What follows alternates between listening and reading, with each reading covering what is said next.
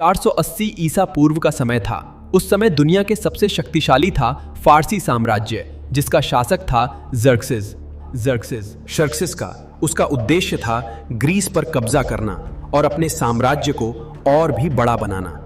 दूसरी ओर ग्रीस कई छोटे छोटे राज्यों में बटा हुआ था, लेकिन इस बड़े खतरे को देखकर उन्होंने एकजुट होकर इसका सामना करने का निर्णय लिया।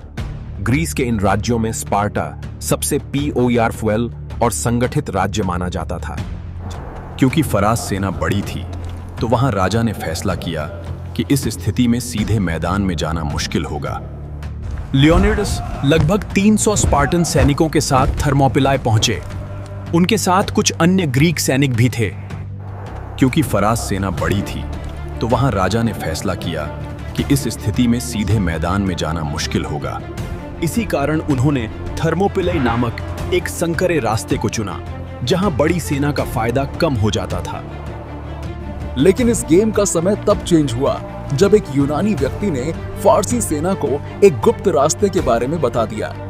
जब फारसी सेना वहां पहुंची, तो उन्होंने संख्या के बल पर आगे बढ़ने की कोशिश की। संगठित होकर फारसी साम्राज्य के खिलाफ संघर्ष किया और अंततः उन्हें पराजित किया।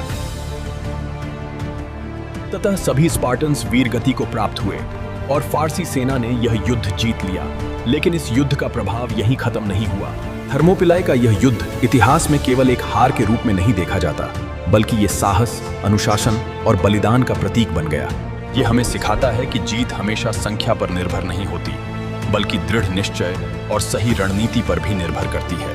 अंत में ये कहा जा सकता है कि 300 स्पार्टन्स की यह कहानी केवल एक युद्ध की कहानी नहीं है, बल्कि ये इस बात का उदाहरण है कि वो कठिन परिस्थितियों में भी मनुष्य अपने साहस और कर्तव्य के प्रति समर्पण से इतिहास रच सकता है।